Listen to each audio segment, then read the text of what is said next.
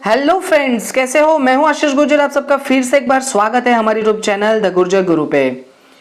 देखो, अब हमारा लास्ट क्वेश्चन है, लास्ट लेक्चर है इस चैप्टर का। चैप्टर नंबर 4 जो चल रहा है, रिकंस्ट्रक्शन ऑफ पार्टनरशिप, उसमें लास्ट क्वेश्चन नंबर 14। देखो, ये क्वेश्चन थोड़ा सा अलग तरीके से आपको दे के रखा है। इस क्वेश्चन के अंदर हमें बैलेंस शीट भी दिया है, इवन रिवैल्यूएशन अकाउंट भी दिया है। और हमें क्या करना है, तो हम लोगों को जनरल एंट्री लिखनी है, पार्टनर्स कैपिटल बनाना है और नई बैलेंस शीट बनानी है। देखो तो जरा क्या क्या दिया है। Dattu, Daya and Tarak are the partners of a partnership firm sharing profit and loss in the ratio of 4:3:2. The firm's balance sheet as on 31st March 2017 is as under. Balance sheet हमें 31 मार्च 2017 अब दत्तू, दया एंड तारक फर्म्स दे के रखा है। Capital account दिया है, उसके बाद reserve के अंदर general reserve, workers accident compensation fund, loan दिया है। असेट के अंदर भी साथ साथ बात कर लेते हैं, land, building, machinery, furniture, investment, ठीक है। करंट असेट के अंदर भी हमें कुछ चीजें दे के रखी है। उसमें देखो, डेटर है, बेड डेप है, बेड डेप रिजर्व है। देखो याद रखना, ऑलवेज डेटर को फोकस करने का आफ्टर बेड डेप्ट, मतलब 76,000 बिफोर बेड डेप रिजर्व। देखो अब तक है ना, हमारे पास सिर्फ बेड डेप रिजर्व होता था, यस और नो। इसलिए मैं है ना, जो डेटर की वैल्यू ओरिजिनल होती थी वो वाली लेता था। बट जब बेड डेप होता है तो बेड डेप डिडक्ट करने के बाद जो वैल्यू होती है वो लेने का। सर ऐसा क्यों? क्योंकि बेड डेप मतलब वो एक्चुअल में लॉस हो चुका है, और बेड डेप रिजर्व मतलब हमें अंदाजा है कि इतना लॉस होगा। ये दोनों में फर्क है। तो एक्चुअल लॉस हो ही गया है तो फिर उसको डिडक्ट कर ही देंगे ना। और जो अंदाजा है बेड डेप रिजर्व, उसको अभी डिडक्ट करने की जरूरत नहीं है, अंदर जो इंस्ट्रक्शन है उसके हिसाब से फॉलो करेंगे। Current liability, creditors, bills payable, bank overdraft, इस side bills receivable, stock, cash and bank, और आप लोगों को प्रॉफिट एंड लॉस अकाउंट दे के रखा है। सर ये तो अब तक डेबिट क्रेडिट साइड मतलब लायबिलिटी साइड दे के रखते थे, अब ये यहाँ पे क्यों दिया है? क्योंकि ये लॉस है। तो लॉस को जब डिस्ट्रीब्यूट करोगे तो पार्टनर्स कैपिटल अकाउंट में हम डेबिट साइड डिस्ट्रीब्यूट करते हैं। वैसे हमने पार्टनर्स कैपिटल अकाउंट सीख भी लिया है लास्ट क्वेश्चन के अंदर, तो यहाँ पे ज्यादा प्रॉब्लम नहीं होगी। बट यहाँ पे थोड़ा हटके दे के रखा है। अब तक हमारे पास क्या होता था गाइस, तो हमारे पास एडजस्टमेंट होते, हम फटाफट उसको सॉल्व करते थे। बट यहाँ पे एडजस्टमेंट नहीं है, यहाँ पे रिवैल्यूएशन अकाउंट है। चलो देखते हैं जरा क्या है। तो देखो ऐसा बोला है, as on the above balance sheet date partner change the profit and loss ratio to 1:1:1 and the following revaluation account is prepared for the revaluation of assets and liability. अब समझना, थोड़ा रिवैल्यूएशन अकाउंट को अच्छे से समझते। देखो revaluation account में मैंने आपको पहले ही बताया और हमने पहले सॉल्व भी ऐसे सम किए कि क्रेडिट साइड मतलब हमारा बेनिफिट और डेबिट साइड मतलब हमारा लॉस। अब देखो डेबिट साइड सबसे पहले मशीनरी 35,000 दिया है, इसका मतलब क्या होगा कि मशीनरी की वैल्यू डिक्रीज हुई होगी। क्लियर? फिर फर्नीचर दिया है 5,000, इसका मतलब फर्नीचर की वैल्यू 5,000 से रिड्यूस हुई होगी। तो बैलेंस शीट में 5,000 माइनस कर देंगे। Is that clear? और रिवैल्यूएशन अकाउंट तो बनाना नहीं है। इन्वेस्टमेंट 3,000 दिया, इसका मतलब इन्वेस्टमेंट की वैल्यू भी रिड्यूस हुई होगी। खैर इसका इन्वेस्टमेंट फ्लक्चुएशन फंड भी है, तो उसके बारे में थोड़ा बाद में डिस्कस करते हैं। बेड डेप रिजर्व, चलो बेड डेप रिजर्व पहले जो था उससे 10,000 बढ़ गया होगा। स्टॉक 3,000 से कम हुआ होगा। आउटस्टैंडिंग एक्सपेंस जो नहीं थे वो आ गए होंगे, तो वो अब लायबिलिटी साइड दिखा देंगे। बैंक ओवरड्राफ्ट इंटरेस्ट का भी सेम फंडा है। अब क्रेडिट साइड देखते हैं, लैंड बिल्डिंग 10,000, इसका मतलब क्या हुआ कि भाई लैंडिंग बिल्डिंग की वैल्यू जो है वो इंक्रीज हुई 10,000 से। क्रेडिटर 6,000, अब लायबिलिटी है वो डिक्रीज होती है, तब इस साइड लिखते हैं। फायदा हुआ कब होगा जब क्रेडिटर्स को कम पेमेंट करना होगा, मतलब क्रेडिटर्स 6,000 के कम पे करने हैं। इनकम रिसीवेबल अकाउंट, हमें कोई इनकम रिकॉर्ड करना रह गई थी, रिसीवेबल है, फायदा हुआ, असेट साइड लिख देंगे हम, सिंपल। पार्टनर्स कैपिटल अकाउंट, ये लॉस हुआ तो ये पार्टनर्स कैपिटल में लॉस ट्रांसफर करेंगे। फिर पार्टनर्स कैपिटल का जो भी बैलेंस आएगा उसको हमारी जो नई बैलेंस शीट है उसके अंदर ट्रांसफर कर देंगे। एक और चीज दे के रखिए, claim of 5,000 against worker accident compensation fund. जो भी आपका वर्कर एक्सीडेंट कंपनसेशन फंड है उसके अगेंस्ट 5,000 का क्लेम है। From the above information, write the journal entry and prepare partners capital account and balance sheet after revaluation account. समझ में आ गया? पहले तो ये अकाउंट बना देते, फिर साथ में इसको समझते जाते कि क्या कैसे करना है। Is it clear guys? चलो देखते हैं फ्रेंड्स। तो पहले 14 नंबर का जो सम है ना, उसके हम एंट्री की बात कर लेते हैं। तो हमारा जो रिवैल्यूएशन अकाउंट देके रखा है ना, उसकी पहले एंट्री कर लेते हैं। बहुत ही सिंपल तरीका है एंट्री करने का। देखो, जब ऐसा हमें डायरेक्ट देके ही रखा है, तो देखो रिवैल्यूएशन अकाउंट में डेबिट साइड मुझे machinery, furniture, investment, bad debt reserve, stock, outstanding expense, bank overdraft, interest, इतनी चीजें देके रखी है। बुक साथ में रखना। तो इन सब का एक साथ इफेक्ट कर देते हैं। रिवैल्यूएशन को डेबिट कर देते हैं और इन सब को एक साथ क्या कर देते हैं, क्रेडिट। अलग अलग करने की कोई जरूरत नहीं है, क्योंकि सब कुछ एक साथ दिया है। हमें कौन सा पता है कौन सी एंट्री कौन सी डेट पे होने वाली है, इसलिए हम सारी चीजें एक साथ करने वाले हैं। तो देखो मैं क्या बोल रहा हूं आपको, ऐसा बोल रहा हूं कि रिवैल्यूएशन अकाउंट डेबिट, डेबिट वाली चीज है वो, रिवैल्यूएशन अकाउंट डेबिट, क्लियर। और उसपे मैं वो सारी चीजें लिख दूंगा जो उसके डेबिट साइड है। चलो कौन सी चीजें है डेबिट साइड, तो मशीनरी से स्टार्ट हो रही है बात, बराबर। तो लिखते हैं पहले टू मशीनरी अकाउंट, वो अमाउंट लिखा है 35,000, डायरेक्ट क्रेडिट में लिख रहा हूं मैं 35,000। फिर टू दूसरी चीज लिखी है furniture, to furniture account,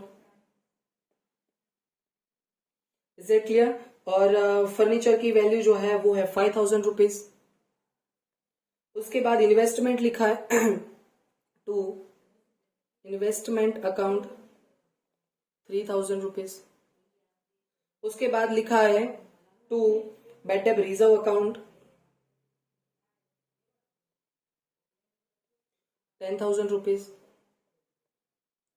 to stock account 3,000।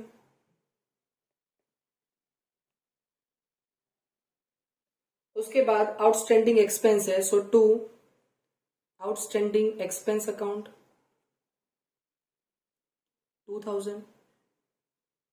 उसके बाद बैंक ओवरड्राफ्ट इंटरेस्ट है, to bank overdraft interest account 1,500। सारी चीजें मैंने लिख दी, एक भी चीज मिस नहीं की, और सबका टोटल 59,500 डेबिट कर दिया। खेल खत्म हो गई डेबिट की एक साथ एंट्री। कितना इजी हो गया कामकाज। अब वैसे हम क्रेडिट क्या करेंगे, बट ध्यान ये रखना है कि जो प्रॉफिट या तो फिर लॉस की जो एंट्री होती है ना, वो अलग करने की। अगर प्रॉफिट होता तो ये डेबिट साइड दिखता तो मैं उसकी एंट्री अलग करता, बट लॉस है इसलिए वो क्रेडिट साइड दिख रहा है, तो उसकी एंट्री हम अलग से करने वाले। क्लियर। चलो तो सेकेंड क्रेडिट साइड, अब जो सारी चीजें हैं उन सबको डेबिट करेंगे, जैसे कि land and building account, debit, amount है 10,000 रुपीज। उसके बाद क्रेडिटर्स है, सो क्रेडिटर्स अकाउंट 6,000, क्लियर। उसके बाद है income receivable account, I hope कि आपके पास बुक है उसमें देख रहे हो, 3,000। क्योंकि मैं यहाँ पे दोनों चीजें नहीं दिखा सकता, स्क्रीन शेयर करके मैं दिखा सकता हूँ आधे में, तो फिर ये छोटा दिखेगा, इससे मैं वो नहीं कर रहा। और ये खैर इसकी बुक तो कहीं से भी मिल जाती है, पीडीएफ डाउनलोड कर लो, मिल जाएगी आपको। बस ये तीन चीजें हम लिखेंगे, क्लियर। उसके बाद क्रेडिट में क्या लिख देंगे, टू रिवैल्यूएशन अकाउंट, क्लियर। तो इन तीनों का टोटल कितना होता है, 19,000, तो ये 19,000 क्रेडिट में। और जो दूसरा जो हमारा लॉस हो रहा है उसका हम अलग से एंट्री लिख देते हैं। लॉस हो रहा है उसकी एंट्री हम अलग से कर देते हैं। तीसरी एंट्री जो है हमारी, लॉस हो रहा है तो क्या हो रहा है, तीनों पार्टनर को डेबिट कर दो। दत्तूस कैपिटल अकाउंट, कैपिटल ये है, कैपिटल अकाउंट 18,000। दत्तू के बाद है हमारे पास दया,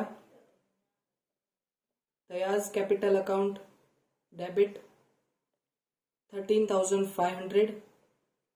दया के बाद है Tarak, Tarak capital account debit 9,000।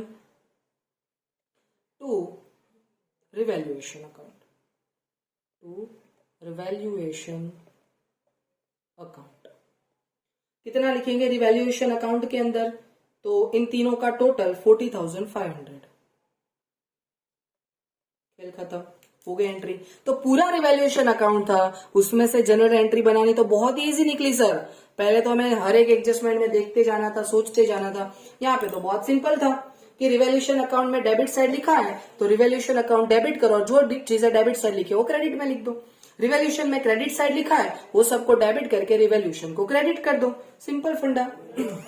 Now अब जो एक्स्ट्रा चीजें हैं हमारे पास, अब जो एक्स्ट्रा चीजें हैं हमारे पास उसकी बात करते हैं। तो एक नीचे क्लेम दे के रखा है, देखो claim of 5000 was against worker accident compensation fund. पहले मैं सारी जर्नल एंट्री लिख दूंगा, बराबर, उसके बाद ही हम आगे कैपिटल या वगैरह अकाउंट बनाएंगे। चलो, तो क्लेम 5000 का हमने एक्सेप्ट किया। तो क्लेम जब हम 5000 का एक्सेप्ट करते हैं तो उसकी भी एक एंट्री बनती है, बराबर। बट वो एंट्री ऐसी होती है कि क्लेम जो है वो लायबिलिटी साइड में दिखाना है, तो क्लेम की एंट्री नहीं लिख रहा हूं, पर उसको सेटलमेंट की एंट्री कर देता हूं। अंदर देखो वर्कर एक्सीडेंट कंपनसेशन फंड आपको 23,000 का दिया है। वो 23,000 जो है उसमें से आपको 5,000 डिडक्ट कर देना है, तो 18,000 बचा। इस 18,000 को हम डिस्ट्रीब्यूट करेंगे, जैसे जनरल रिजर्व 36 है और वर्कर एक्सीडेंट कंपनसेशन फंड 23,000 है, उसमें से 5,000 माइनस करके 18,000 हम डिस्ट्रीब्यूट करेंगे। देन दोनों की कंबाइन ही एंट्री कर देते हैं। फिर जब हम कैपिटल अकाउंट में लिखेंगे तब भले ही अलग लिखें। तो क्या होगा, general reserve account debit, general reserve account debit 36,000, clear. उसके बाद workers compensation accident compensation fund account debit, उसकी वैल्यू मैं लिख देता हूं ब्रैकेट में, 23,000 था बट उसमें से 5,000 डिडक्ट कर देते हैं, तो कितना बचा 18,000, बराबर। क्लेम जो है ना उसकी भी आप लिख सकते हो, लायबिलिटी है ना आपका ये, तो बराबर क्लेम अकाउंट जो है लायबिलिटी में जाएगा, worker accident compensation fund account debit to claim of worker accident compensation, clear. ऐसे करके एक एंट्री भी लिख सकते हो, वो एंट्री मैंने नहीं लिखी, वो आप खुद कर देना। नाउ इतना लिखने के बाद 18,000 ये दोनों चीजें पार्टनर तीनों पार्टनर के बीच में डिस्ट्रीब्यूट होगा। So to Dattu's capital account, to Daya's capital account and to Tarak's capital account. Done. 54,000 हुआ। ओल्ड रेशियो 4:3:2 है, इसका मतलब 9 से डिवाइड करोगे 6,000 आएगा। 6 इंटू 4 24,000, 24,000, 6 इंटू 3 18,000 एंड 12,000, बराबर। ऐसा डिस्ट्रीब्यूशन होगा। उसके बाद इस साइड तो अब और कोई चीज डिस्ट्रीब्यूट करने लायक नहीं है, बट आप असेट साइड देखो, असेट साइड आपको लास्ट में प्रॉफिट एंड लॉस अकाउंट दिखेगा, बराबर। प्रॉफिट एंड लॉस अकाउंट जो है वो हमारा क्या है, लॉस है, क्योंकि असेट साइड दिखाया है। तो लॉस जो है वो पार्टनर्स कैपिटल में हम कौन से साइड दिखाते हैं, डेबिट साइड। तो पार्टनर्स कैपिटल को हमें डेबिट करना पड़ेगा और लॉस को क्रेडिट करना पड़ेगा। ऐसी एंट्री भी हम सीख चुके हैं। तो हम क्या करेंगे, 5th नंबर के अंदर पार्टनर्स जो है उन सबको डेबिट करना है, और पार्टनर्स जो है उन सबको डेबिट करना है, मतलब कौन कौन, Dattu's capital account debit, capital account debit, Daya's capital account debit and Tarak's capital account debit, बराबर। एंड 2 हम क्या लिखेंगे, profit and loss account. Profit and loss कितना है, 27,000 है, तो मैं क्रेडिट में 27,000 लिख देता हूं। उस 27,000 को डिस्ट्रीब्यूट कर देते 4:3:2 के अंदर 9 से डिवाइड करो, 3 आएगा, तो आएगा 12,000, 4 3 12, 3 3 9 एंड 3 2 6,000। ऐसे डिस्ट्रीब्यूशन करके हमारी एंट्री होगी। Is it clear? I hope कि सब कुछ क्लियर हो गया है। अब कोई एंट्री लिखने की बाकी नहीं रहती है, पर फिर भी अगर कुछ आता है तो यहाँ पे हम जरूर लिखेंगे उस एंट्री को। क्लियर? तो यहाँ पे फिर भी मैं जगह छोड़ देता हूँ और अब हम आगे बढ़ते हैं अकाउंट की ओर। हमें कौन से अकाउंट बनाने को बोले, तो देखो रिवैल्यूएशन अकाउंट तो हमें बनाना ही नहीं है, एक काम तो इजी ये हो गया, रिवैल्यूएशन अकाउंट नहीं बनाना है तो। क्लियर? तो अब हमें कौन सा अकाउंट बनाना है, तो बोला है पार्टनर्स कैपिटल अकाउंट बनाओ और बैलेंस शीट बना दो। चलो तो पहले पार्टनर्स कैपिटल अकाउंट बनाते हैं। Is it clear? और पार्टनर्स कैपिटल अकाउंट के अंदर कौन सी चीजें हैं वो हम देख लेते हैं। Is it clear? चलो देख लेते हैं। ओके गाइस, तो ये मैंने बना दिया है partners capital account and balance sheet बना दिया है। यहाँ पे थोड़ा सा कॉलम छोटे छोटे बनाने पड़े क्योंकि उसका रीजन भी साफ है, 3 कॉलम बनाने थे। खैर वैसा पहली बार तो आप बना नहीं रही हो, कैश बुक के अंदर भी आपने बना लिया है एक बार ऐसा। नाउ अब हमें क्या करना है, देखो पहले मैं रिवैल्यूएशन अकाउंट में सारी चीजें 1 बाय 1 देखता जाऊंगा। पहले डेबिट साइड लेते हैं। जो डेबिट साइड चीजें लिखी है इसका मतलब वो वैल्यू क्या हो रही है, डाउन हो रही है, बराबर। जैसे कि मशीनरी, तो अब अंदर देखो मशीनरी कितना है, या तो फिर आप ऐसे भी कर सकते हो कि असेट साइड देखते जाओ वन बाय वन सारी चीजें और रिवैल्यूएशन में कंपेयर करो, पर इसमें ना कोई ना कोई चीज मिस हो जाएगी। बेटर है रिवैल्यूएशन अकाउंट पहले देखो। पहले मशीनरी है तो मैं पहले क्या लिख रहा हूं, मशीनरी। देखो मशीनरी कितना है, तो भाई सर मशीनरी तो अंदर हमें दे के रखा है 80,000। चलो तो 80,000 है, उसमें से 35 देखो डायरेक्ट माइनस करके बाहर लिख दूंगा। 80,000 माइनस 35,000 करेंगे तो हमारा कितना बैलेंस आएगा, 45,000 बैलेंस आएगा। उसके बाद फर्नीचर देके रखा है तो अंदर फर्नीचर देखो, तो फर्नीचर, चलो फर्नीचर अंदर देके रखा है 20 माइनस करना है 5,000 तो आएगा 15,000 सर। चलो ठीक है, देख लिया। इन्वेस्टमेंट अंदर देखो, इन्वेस्टमेंट कितना है, तो इन्वेस्टमेंट सर अंदर 15 दिया है, यहाँ पे 3,000 डेबिट में लिखा है इन्वेस्टमेंट, इसका मतलब 15 में से 3,000 माइनस कर दो, 12,000 आएगा। उसके बाद बैड डेट रिजर्व अंदर देखो, डेटर्स को, डेटर्स अब समझना, हाँ डेटर्स पहले मैं लिख देता हूँ 80,000 जैसा अंदर दिया है, माइनस बैड डेट लिख देता हूँ जो वो भी अंदर दे के रखा है, वो माइनस करेंगे तो 76,000 बैलेंस आएगा। उसमें से मुझे बैड डेट रिजर्व माइनस करना है। अब देखो पहले बैड डेट रिजर्व 6,000 था, बट यहाँ पे भी डेबिट साइड 10,000 लिखा, इसका मतलब ये हुआ कि 10,000 से बैड डेट रिजर्व बढ़ चुका है, मतलब कितना हो गया, 16,000 हो चुका है। इसका मतलब ये हुआ कि आपका बैड डेट रिजर्व है वो कितने का हो गया है, 16,000 का हो चुका है, तो वो मैं माइनस करूंगा तो कितना आएगा बैलेंस, सॉरी 60,000 आएगा, यस 60,000 बैलेंस आएगा। क्लियर, नाउ आगे बढ़ते हैं। उसके बाद स्टॉक देके रखा है, मतलब स्टॉक की भी वैल्यू डाउन हुई सर, तो अंदर देखो जरा, स्टॉक है 15,000 माइनस करना है 3,000, बैलेंस कितना आएगा, 12,000 का स्टॉक आ गया। उसके बाद स्टॉक के बाद हमें आउटस्टैंडिंग एक्सपेंस देके रखे, उसके रिलेटेड कोई इन्फॉर्मेशन नहीं है, तो आउटस्टैंडिंग एक्सपेंस डायरेक्ट मैं लायबिलिटी साइड लिख देता हूं। आउटस्टैंडिंग एक्सपेंसेस जो है 2,000। उसके बाद बैंक ओवरड्राफ्ट इंटरेस्ट, जो बैंक ओवरड्राफ्ट दिया है उसमें मैं नीचे प्लस कर देता हूँ। बैंक ओवरड्राफ्ट है हमारे पास लायबिलिटी में 8,000, ये यहाँ पे प्लस होता है, प्लस उसका इंटरेस्ट, अदरवाइज अलग लिखोगे तो भी चलेगा, पर बैंक ओवरड्राफ्ट अंदर दिया है तो क्यों ना प्लस करें हम, 9,500। जो चीज असेट साइड आती थी तो असेट में से माइनस कर दिया, लायबिलिटी साइड थी तो उसमें प्लस कर दिया, सिंपल फंडा था। अब वही चीज मैं किसमें देखूंगा, तो पर्टिकुलर्स हमें असेट के देके रखे हैं, सॉरी जो क्रेडिट साइड देके रखा है वो मैं चेक करने वाला हूँ, देखते हैं। तो इस साइड हमें क्या देके रखा है, लैंड एंड बिल्डिंग हमें देके रखा है, मतलब लैंड एंड बिल्डिंग के प्राइस हमारे बड़े होंगे, तो लैंड एंड बिल्डिंग 10,000 से बढ़ा तो अंदर लैंड एंड बिल्डिंग 90 है, 10,000 बढ़ेगा तो कितना हो जाएगा, 1 लाख रुपीज हो जाएगा। क्लियर।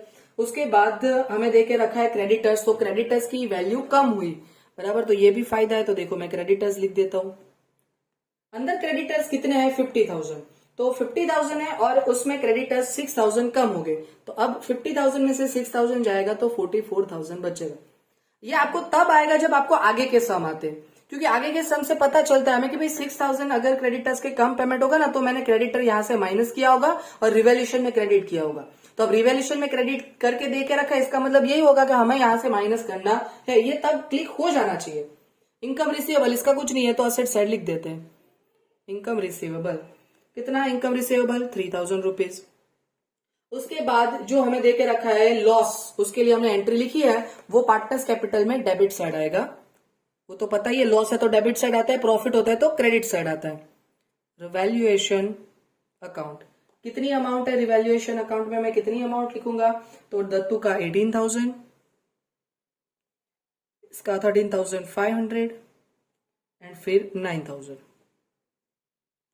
क्लियर। इसके लिए आगे के सम आएंगे तो ही ये सम आएगा, थोड़ा सा रिवर्स वाला सम है, दैट इज वाई।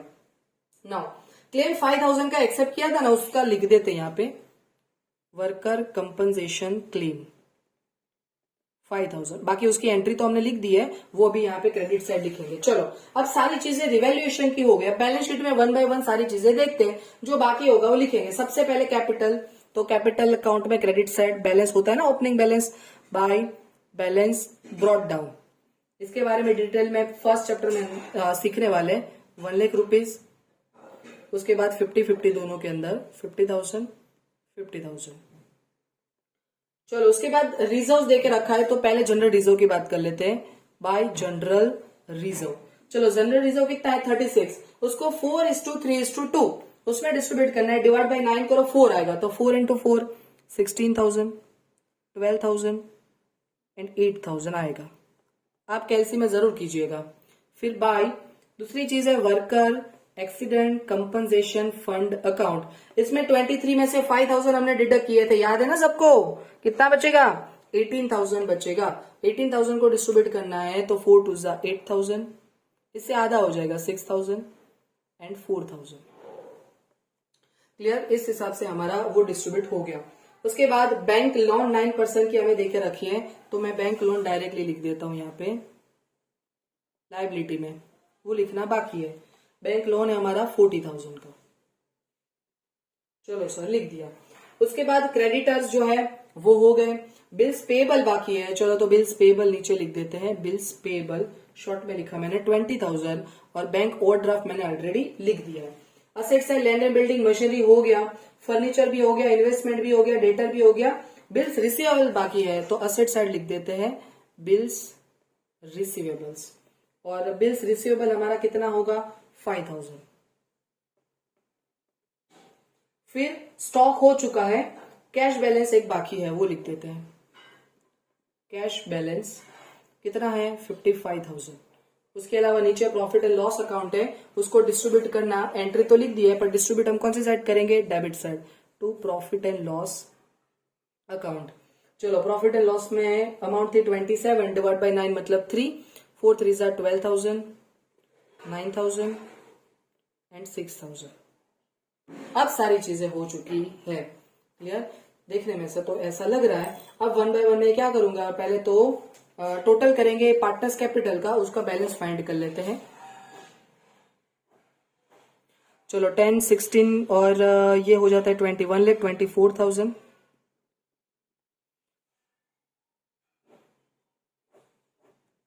1,24,000। क्लियर, 1,24,000 जो है उसमें से यहाँ पे 18 और 10 30,000 हमें माइनस करना है, तो 30,000 माइनस करेंगे तो 94,000। यहाँ पे लिखेंगे 2 बैलेंस कैरी फॉरवर्ड। चलो फिर यहाँ पे 50 12 6 18 68,000, उसके बाजू में 12 62,000, 68,000, 62,000।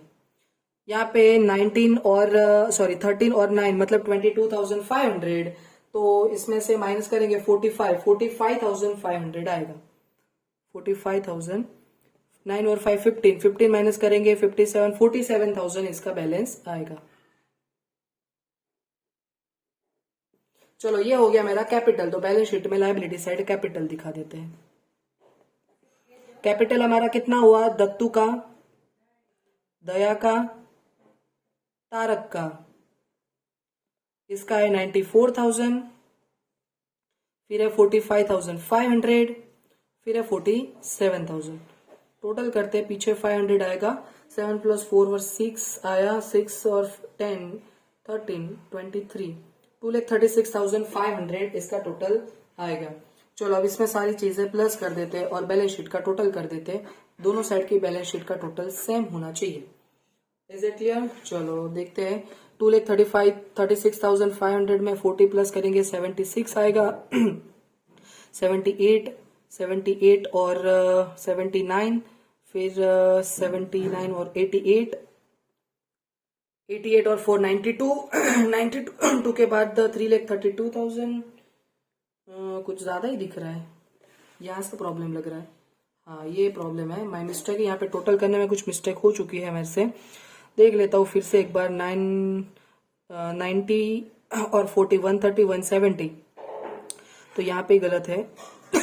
टोटल कर लेते हैं 500, 7 + 4 11 + 5 6। चलो 6 भी सही है। 6 के बाद ऊपर 1 10 10 और 18 आएगा। बोलते रहो भाई लोग, आप क्या बोलोगे। चलो तो ठीक है, अब टोटल करते हैं। 1,86,500 हो गया। उसमें हमें सारी चीजें प्लस करनी। पहले तो मैं ये 500 प्लस कर दूंगा तो 1,87,000। 9 प्लस करेंगे तो 1,96,000, फिर 98,000। 98 हो गया मतलब 2,38,000 के बाद 4 मतलब 4 के बाद 2,38,000 और 60, 2,98,000 और ये 7, 5 और 9 प्लस कर दोगे 3,07,000 टोटल होगा। चलो मैंने तो कर लिया, फिर भी कैलसी से एक बार चेक कर लेना, दोनों साइड का टोटल सेम आएगा। आई होप कि समझ में आ गया। यहाँ पे आपका चैप्टर जो है वो कंप्लीट हो जाता है और नेक्स्ट लेक्चर से अब न्यू चैप्टर स्टार्ट करेंगे। आई होप कि समझ में आ गया। अगर फिर भी नहीं समझ में आए फिर से एक बार प्लेलिस्ट चेक कर लीजिए, फिर से सारे वीडियोस एक बार देखिए और जितना ज्यादा पॉसिबल है सारे बच्चों को शेयर कीजिए ताकि ज्यादा से ज्यादा लोग इसका बेनिफिट ले सके। Thank you so much guys.